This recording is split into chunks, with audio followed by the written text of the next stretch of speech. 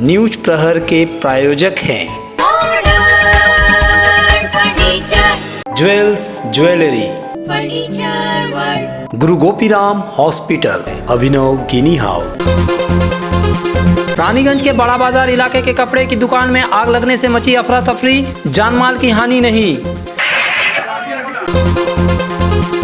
दुर्गापुर के मेयर दिलीप अगस्ती के अचानक इस्तीफे के बाद तृणमूल जिला अध्यक्ष विधान उपाध्याय ने सभी काउंसिलरों को लेकर की बैठक। 21 को मिलेगा दुर्गापुर को नया मेयर। बर्दवान नगर पालिका के प्रशासक प्रणव चटर्जी को नहीं मिली जमानत। आसनसोल लोकसभा के उपचुनाव को लेकर होने लगी तैयारी, दूसरे जिलों से आसनसोल पहुंचने लगी ईवीएम व वीवीपैट।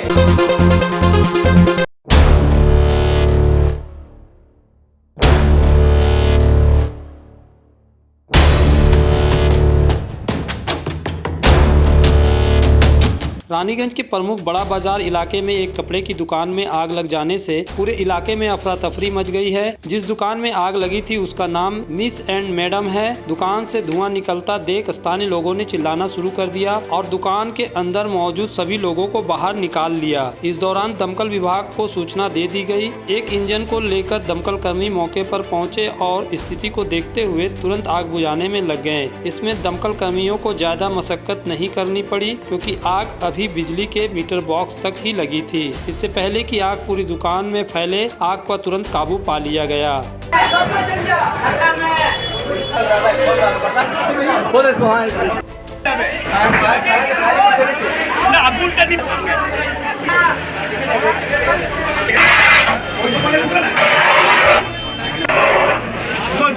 आग की घटना की वजह से इलाके के अन्य दुकानदारों में दहशत देखी गई क्योंकि जिस दुकान में आग लगी थी वह एक संकरी गली जैसे रास्ते पर स्थित है। आग बुझाने का नेतृत्व कर रहे रानीगंज दमकल कार्यालय के फायर ओसी फैयाज खान ने बताया कि आग से किसी तरह का बड़ा नुकसान नहीं हुआ।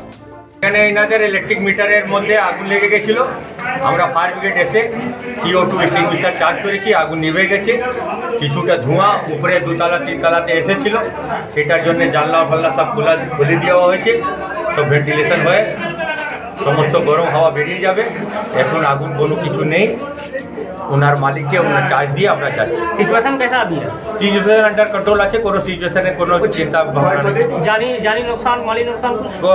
जानी नुकसान में कुछ मेन কোনো লাইফ ইনভলভ হয়নি। ইলেকট্রিক মিটার ইনভলভ হয়েছিল, সেটা আমরা নিভিয়ে দিয়েছি। এবার ইলেকট্রিসিটি ডিপার্টমেंट থেকে ওটা মিটারটা চেক করে दिया। पता चला सर कि जो फायर हुआ है भी मैंने किस वजह से हुआ? द काउज ऑफ फायर हम नहीं बोल सकते, इलेक्ट्रिक मीटर में है तो शायद ओवर हीट हुआ होगा, ऐसा हमारा ख्याल है, बाकी हमको मालूम। समय रहते आग पर काबू पा लिए जाने से मिस एंड मैडम नामक कपड़े दुकान के आसपास के दुकानदारों ने राहत की सांस ली। आग का कारण क्या है फिलहाल यह पता नहीं चल पाया है, लेकिन स्थानीय दुकानदारों की आशंका है कि शॉर्ट सर्किट से आग लगी है। जो हल्का सा शॉर्ट सर्किट हुआ था, बस ठीक। कुछ जानी नुकसान? कुछ नहीं नुकसान। माली नुकसान? कुछ नहीं। कुछ नहीं। अभी सिचुएशन कैसा है? फर्स्ट क्लास है, देखिए फायर ब्रिगेड अपना काम कर रही है। क्या नाम हुआ जगह का, दुकान का? मिस मैडम नाम है। Miss madam. आपका नाम? मैडम विवेक। आप क्या यहीं जॉब करते हैं? बगल कॉर्पोरेशन में काम करते हैं।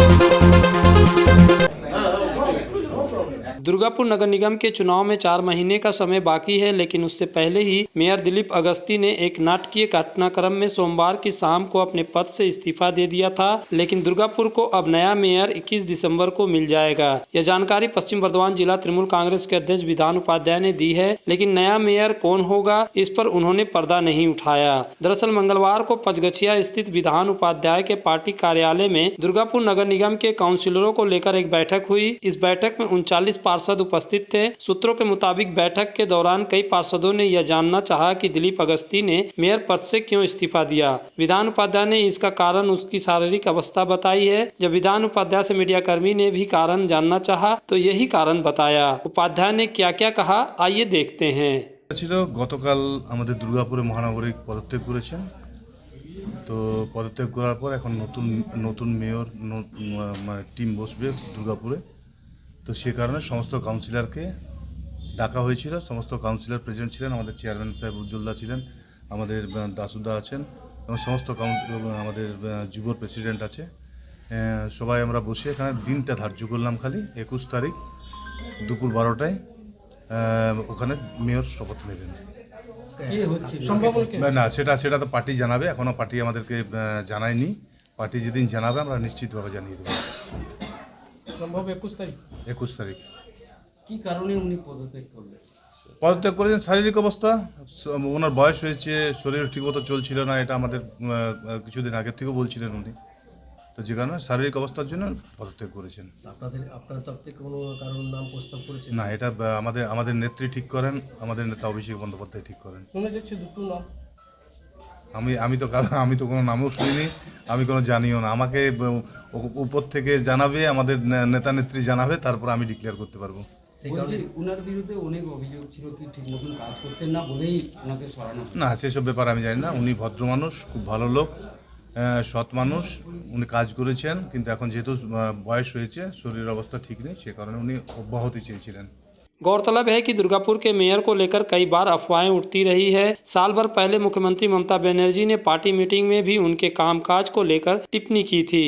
यहां तक कि उन्हें पद से हटाने को भी कहा गया था, लेकिन तब वह बच गए थे। बताया जा रहा है कि उन पर पद छोड़ने का दबाव लगातार दिया जाता रहा था, लेकिन वह अपने पद पर बने रहे। बहरहाल अंततः दिलीप अगस्ती को त्यागपत्र देना पड़ा और कई दिनों से चली आ रही तमाम अटकलें थम गई। हालांकि उनके इस्तीफे के कारण अभी तक किसी को समझ नहीं आ रहा है। अलबत्ता यह कहा जा रहा है कि पार्टी के नेतृत्व के निर्देश पर ही उन्होंने इस्तीफा दिया है। बहरहाल दुर्गापुर के काउंसिलरों के साथ मीटिंग के बाद मीडिया से बात करते हुए पार्टी जिला अध्यक्ष विधान उपाध्याय ने तमाम पार्टी कार्यकर्ताओं को पार्टी के किसी नेता और पार्टी को लेकर सोशल मीडिया में पोस्ट करने से आगाह किया है। अगर ऐसा कोई करता है तो उसके खिलाफ कार्रवाई की जाएगी। যে আমাদের পশ্চিম বর্ধমান জেলার সমস্ত নেতৃত্ব এবং কর্মীকে আমার নির্দেশ রইল যে কেউ যে কোনো নেতার নামে বা যে কোনো কিছু ফেসবুক, হোয়াটসঅ্যাপ বা কোনো কিছুতে যেন না ছাড়ে বা লিখে বা করে, তৃণমূলের পার্টির এগেনস্টে কিছু বলে বা নেতৃত্বের এগেনস্টে বলে। যদি কোথাও কিছু আমরা পাই, আমরা কিন্তু এটা একদম খুব একদম তাকে যা পার্টির থেকে যা সিদ্ধান্ত নিয়ে আমরা করে দেবো। গতকাল একটা ফেসবুকে পোস্ট আমরা ওটা শুনেছি, যে কারণে আপনাদের কাছে আমরা এটা বললাম আজকে। কারণ আমাদের কাছে ইনস্ট্রাকশন আছে, পার্টির বিরুদ্ধে কারো কিছু বলা যাবে না, নেতৃত্বের বিরুদ্ধে কিছু বলা যাবে না। যিনি পোস্ট করেছেন তার বিরুদ্ধে কিছু অভিযোগ করবেন, আপনারা পদক্ষেপ নেবেন? আমরা অলরেডি পার্টি পেয়েছে, আমি কালকারটাও পেয়েছি, আমরা নিশ্চিতভাবে করব। সে কারণে আমরা কিন্তু প্রেসকে আপনাদেরকে জানালাম যে আগামী দিনে যাতে কেউ না করে, যে করবে সে কিন্তু নিজে যাবে। गौरतलब है कि पिछले दिनों ही मुख्यमंत्री ममता बनर्जी ने नदिया में हुई पार्टी की एक बैठक में सोशल मीडिया पर काफी सक्रिय रहने वाली पार्टी सांसद महुआ मित्र को सरेआम फटकरी लगाई थी।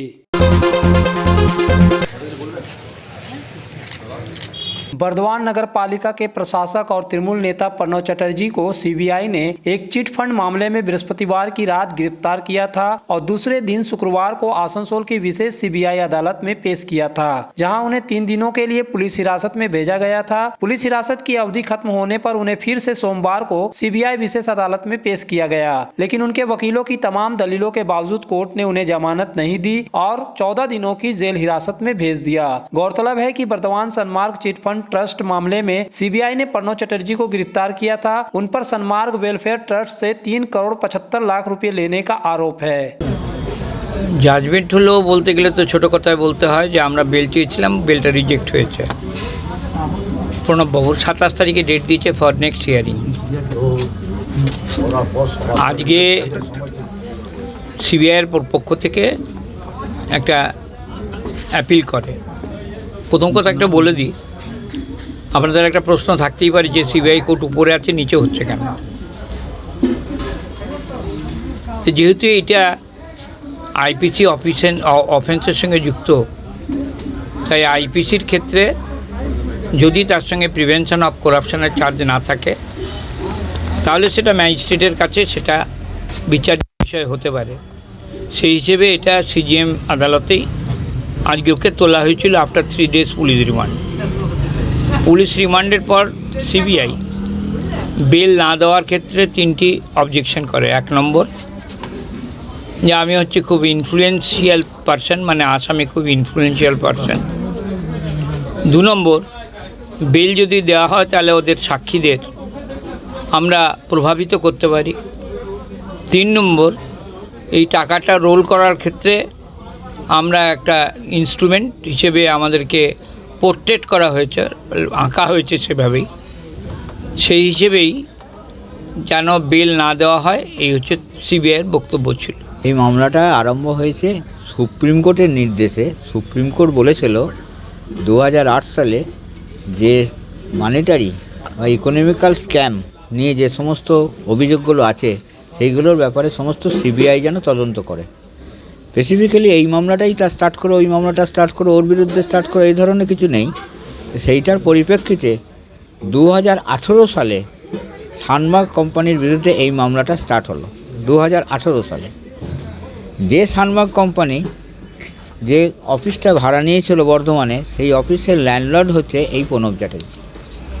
সেই ল্যান্ডলর্ড থাকাকালীন ওরা ভাড়াটে হিসাবে ওরা থাকতো, এবং যেহেতু প্রণব চ্যাটার্জি বর্ধমান বার অ্যাসোসিয়েশনের একজন সদস্য এবং লয়ার, তার কাছে লিগ্যাল অ্যাডভাইসটাও নিত, এবং সেই হিসেবে উনি লিগ্যাল অ্যাডভাইসও দিতেন ওদের ওই লেনদেনের ব্যাপারে কিছু কিছু। এখন 2021 সালের জানুয়ারি মাসে এই মামলায় চার্জশিট হয়ে যায়। এই চার্জশিটে তো প্রণব চ্যাটার্জির নাম ছিল না, এফআইআরেও প্রণব চ্যাটার্জির নাম ছিল না। নাম না থাকা সত্ত্বেও, এফআইআরের চার্জশিটে নাম না থাকা সত্ত্বেও পরবর্তীকালে এই প্রণব চ্যাটার্জিকে বহুবার সিবিআই তাদের অফিসে ডেকে পাঠায়। এবং যতবারই ডেকে পাঠায়, 5 বার হোক, 7 বার হোক, 8 বার হোক, 10 বার হোক, ততবারই যায় এবং ওর কাছে কাগজপত্র নেয়, ওর বক্তব্য শোনে, ও স্টাফেদের কাছে বক্তব্য শোনে এবং ওকে ছেড়ে দেয়। 9 তারিখে, লাস্ট 9 তারিখে ওকে যখন ডাকার পরে ওকে বক্তব্য শোনার পর ইডির কাছে প্রথমও বক্তব্য দেয়, ইডি ডাকে, ইডি বক্তব্য শোনার পর ছেড়ে দেয়। তো সিবিআই রাত্রিবেলায় ওকে অ্যারেস্ট করে, 10 তারিখে এখানে প্রডিউস করে এবং 4 দিনের পুলিশ রিমান্ড চায়। 4 দিনের পুলিশ রিমান্ডের পরেতে আমাদের বক্তব্য শোনার পর, শেখরবাবুর বক্তব্য শোনার পর 3 দিন দিলেন, এবং 3 দিন দেওয়ার পর আজকে প্রডিউস করেছিল। এবং সেই প্রডিউস করার সময় ওরা দেখালো যে 10 তারিখে অফিসের অনেক কিছু কাগজপত্র সিল করা হয়। যে 10 তারিখে আমাদের এখানে প্রডিউস হচ্ছে, সেই 10 তারিখে ওদের অফিসে ওখানে সিজ হচ্ছে, ওদের বাড়িঘর সার্চ হচ্ছে। এবার শেয়ার পরে দেখা গেল যে ওরা যে সমস্ত কাগজপত্র সিজ করেছে তাতে কি আছে না আছে সেটা কিন্তু পরিষ্কার নয়, কেবল বললো নাকি প্রভাবশালী। একটা কথা বলি, আপনি আজকের দিনে সারা বাংলা জুড়ে আপনি খোঁজ নিয়ে দেখুন, বা গোটা বর্ধমান শহরে 8 লক্ষ লোকের বসবাস। প্রণব চ্যাটার্জি কী ধরনের মানুষ? ওনার একটা বিল্ডিং আছে, সেই বিল্ডিংটা উনি ভাড়া দিয়েছিলেন। তার জন্য একটা টাকা উনি পেয়েছেন অ্যাকাউন্টের মাধ্যমে, সেই অ্যাকাউন্টেই নিতে হবে। এবার সেটা কোথা থেকে কি হলো, আজকে সানমার্ক কবে উঠে চলে গেছে, হঠাৎ করে এই ভোটের মুখে উনি এই প্রশাসক হয়েছিলেন। ভালো মানুষ বলেই তো বাংলার মা আমাদের মমতা ব্যানার্জি দিদি, উনি প্রশাসক করে বসিয়েছিলেন। অক্লান্ত পরিশ্রম করে যেভাবে বর্ধমানে উন্নয়ন হচ্ছিল, এক শ্রেণীর মানে কি বলবো, একটা দল ভয় পেয়ে গেছিল। এবার সেই দলটা ওই বর্ধমান শহর থেকে মুছে যাবে। আমার মনে হয় এটা পুরো আজকে যে সেন্ট্রাল গভর্নমেন্টে যে বিজেপি সরকার আছে, এই সরকার প্রতিটি জায়গায় আপনি খোঁজ নিয়ে দেখুন, ঠিক ভোটের মুখেই একটা না একটা নাটক করছে। बेहतर कारीगरी और शुद्धता से भरपूर गहनों के लिए पधारें जल्स jewellery.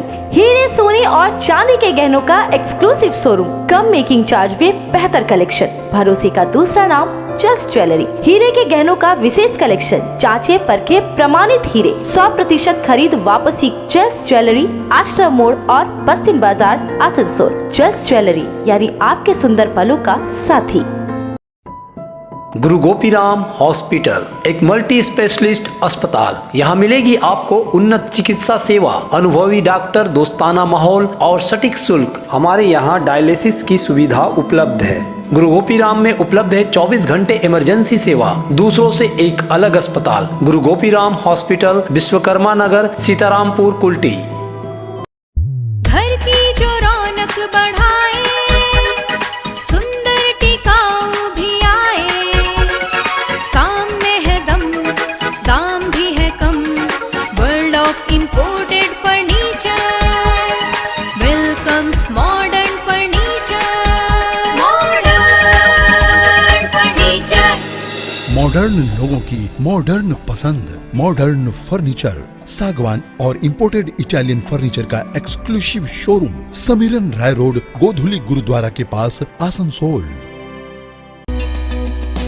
Avik Motors presents 5,000 rupees exchange and loyalty offer on Hero Splendor Plus, Maestro Edge and Destiny. Pay minimum down payment of 9,999 rupees only. Enjoy lowest rate of interest. Hurry!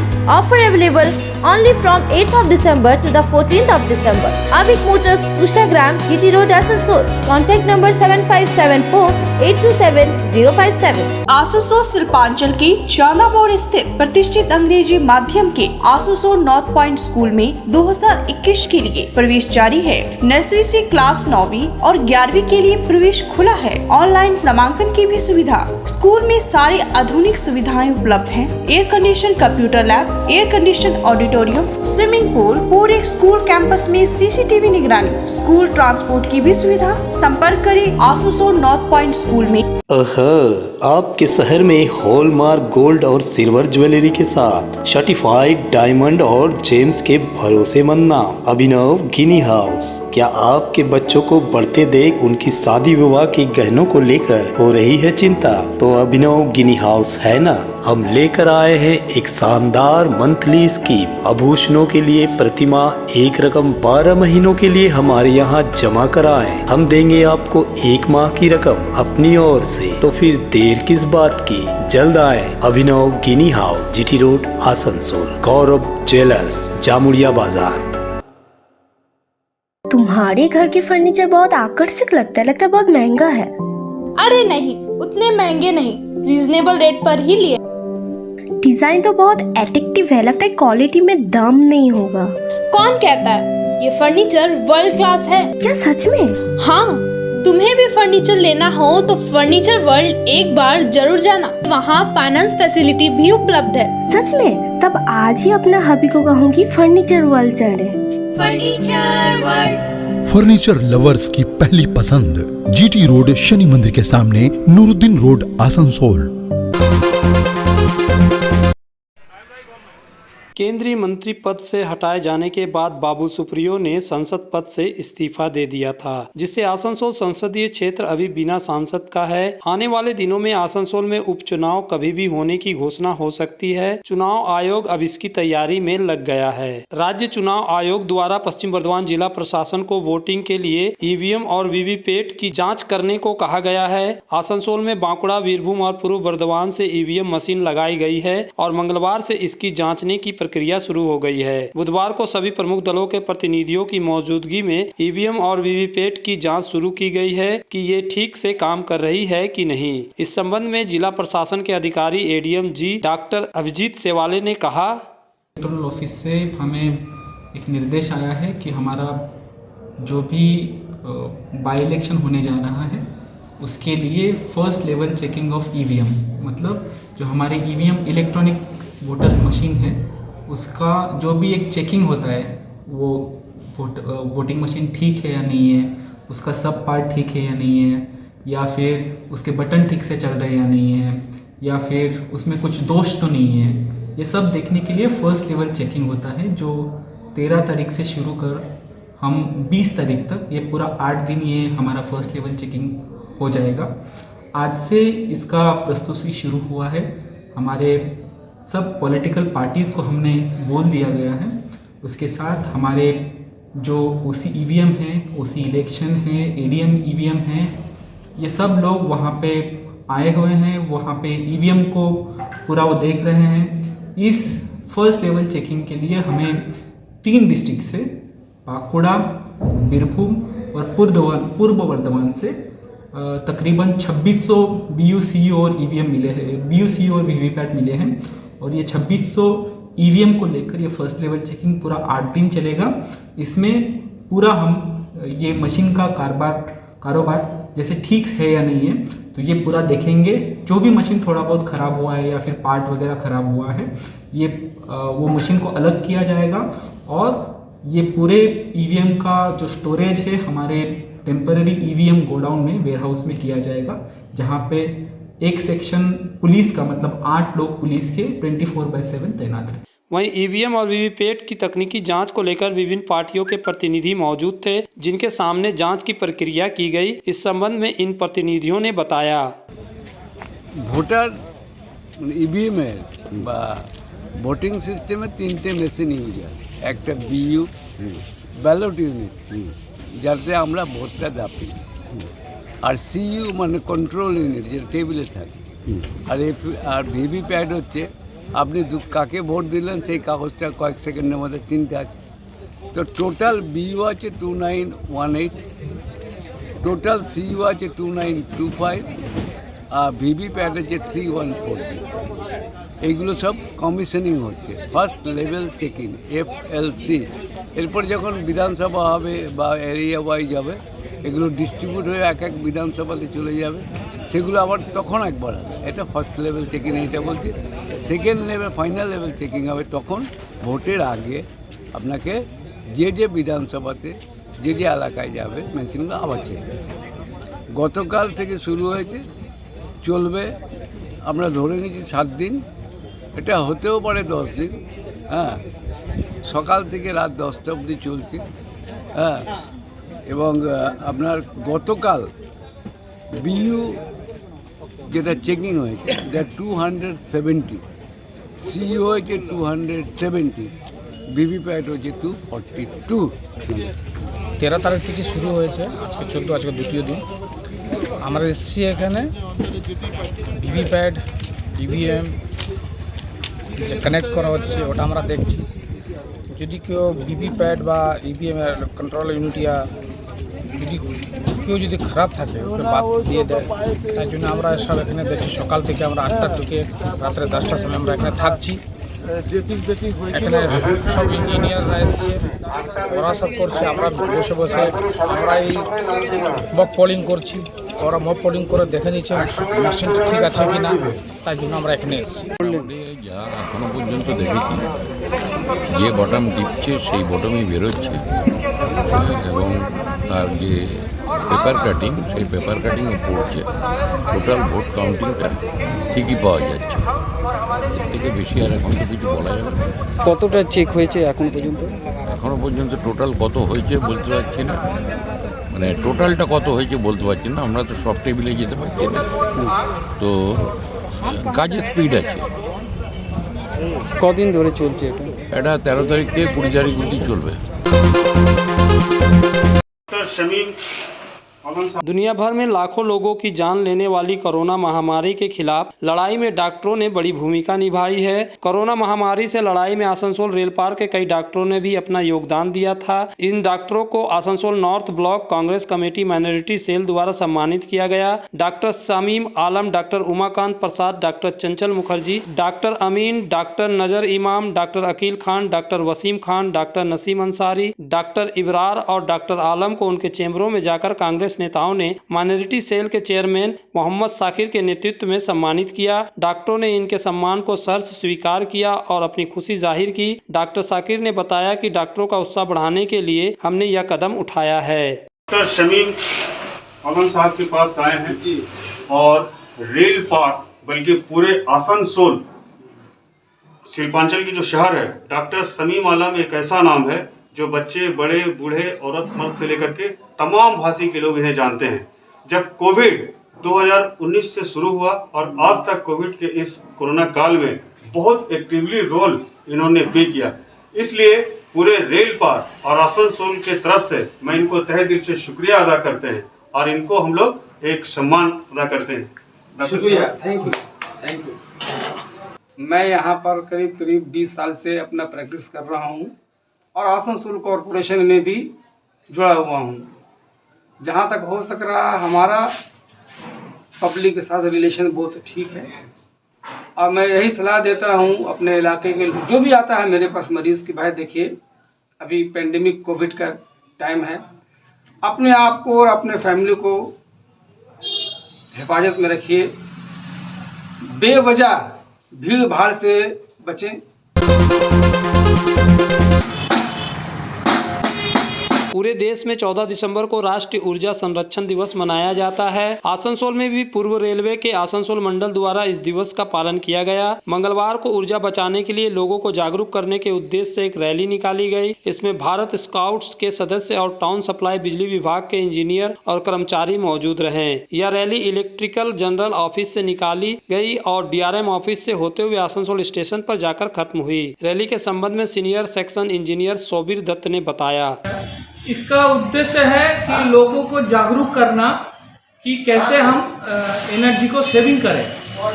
इसके लिए हम लोग अभी जो है रेलवे में जो conventional light fitting है उसके जगह पे हर जगह LED यूज हो रहा है, LED बल्ब। उससे एनर्जी सेविंग भी होता है और एनवायरनमेंट का पोल्यूशन भी कम होता है।